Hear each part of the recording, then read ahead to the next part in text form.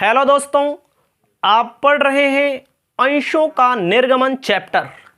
आपको अपनी कॉपी में लिखना है अंश। अंश का मतलब इंग्लिश में शेयर होता है। याद रखना, अंश का मतलब होता है हिस्सा। ध्यान दीजिएगा, अंश का मतलब क्या होता है? हिस्सा। हिस्से को हिंदी में या शुद्ध हिंदी में क्या कहते हैं? टुकड़ा कहते हैं। आपको जानकारी होनी चाहिए, कोई भी कंपनी जब स्थापित की जाती है, हम कंपनी स्थापित करें, आप कंपनी स्थापित करें, तो कंपनी को स्थापित करने के लिए बड़ी पूंजी की आवश्यकता पड़ी होती है। बहुत बड़ी पूंजी की आवश्यकता कंपनी को स्थापित करने के लिए होती है, बहुत बड़ी, करोड़ों करोड़ रुपए, हजारों करोड़ रुपए कहीं कहीं पर होता है। तो हम यहां पर ध्यान देंगे। तो आपको लिखना है अंश का आशय।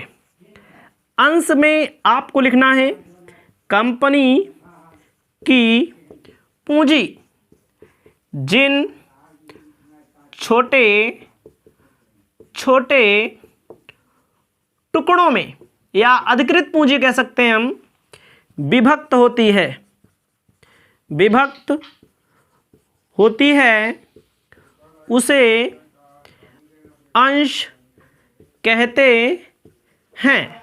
ध्यान दीजिएगा, मान लीजिए हमको कंपनी स्थापित करने के लिए 5 लाख रुपया चाहिए। हम 5 लाख रुपया आपसे मांग रहे हैं, आप दीजिए हमको, या आप हमसे मांगेंगे तो हम कतई नहीं देंगे, क्योंकि है ये नहीं तो कहाँ से देंगे। ठीक है, तो इसके लिए कंपनी क्या करती है? कंपनी 5 लाख रुपया प्राप्त करने के लिए अपने पूंजी को टुकड़ों में बांट देती है। यानी कि अगर 10 रुपए का एक टुकड़ा रख देगी कंपनी, तो कंपनी के पास कितने टुकड़े हो जाएंगे? 50,000 टुकड़ा। कंपनी के पास कितने टुकड़े हो गए? 50,000 टुकड़े हो गए।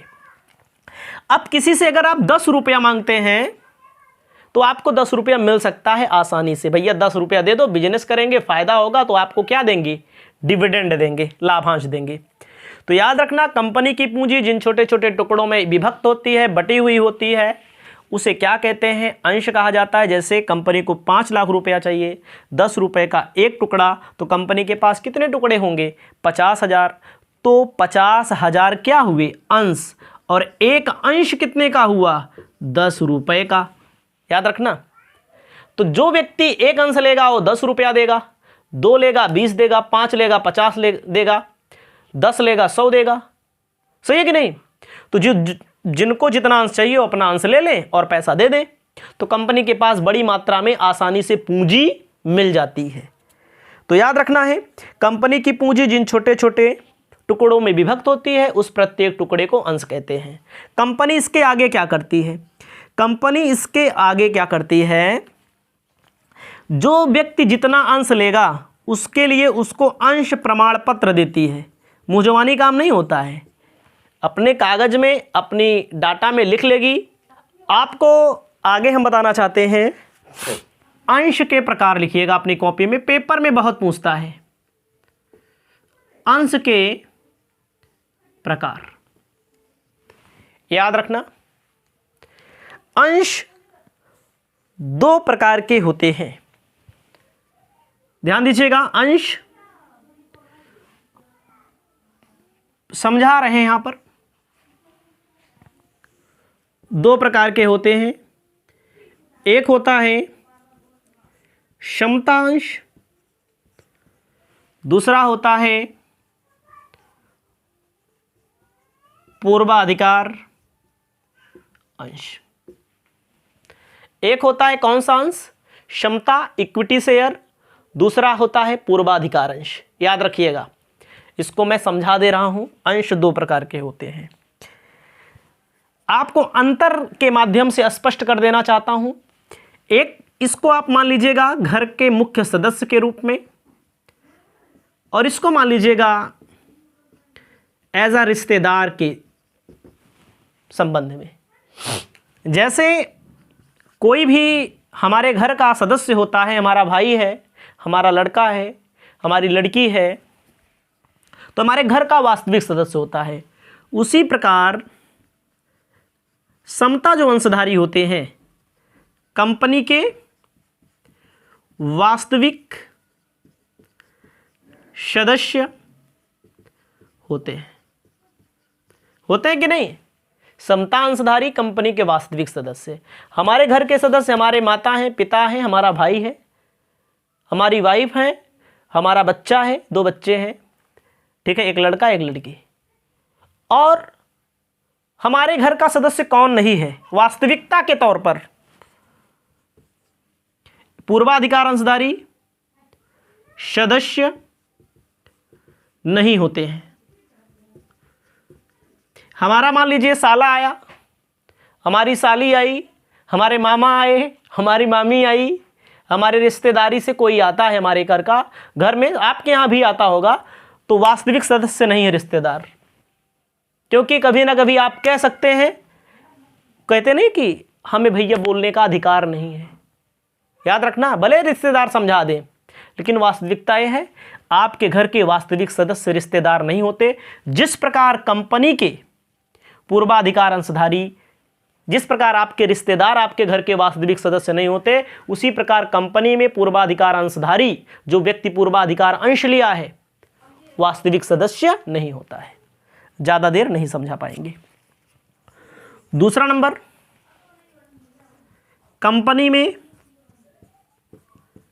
मत देने का अधिकार होता है। किसको? क्षमता अंशधारियों को कंपनी में। आपके घर का सदस्य है तो आपके घर में कोई बात हो रही है, कोई मीटिंग हो रही है, तो मत देने का अधिकार होता है। और रिश्तेदार को मताधिकार नहीं होता है, मत वोट नहीं दे सकता है। उसके बाद तीसरा नंबर,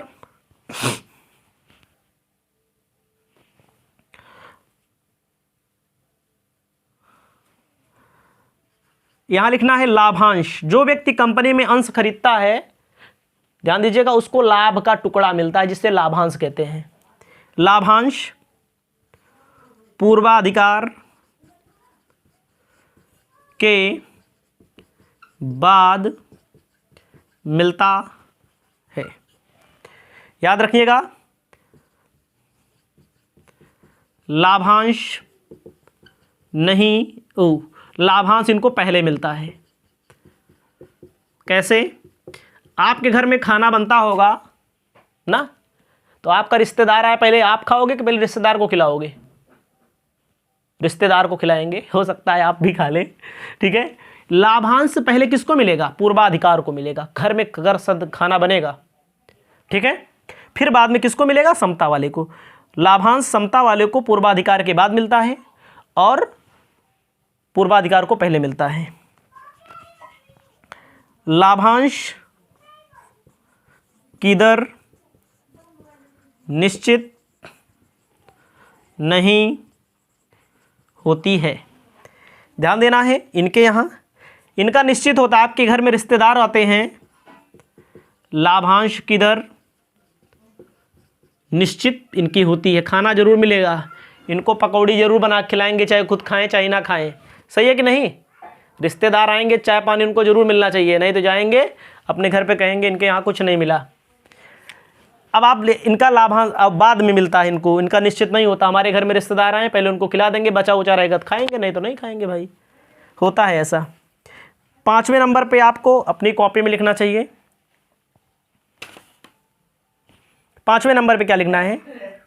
लाभांश की दर निश्चित नहीं, समापन पर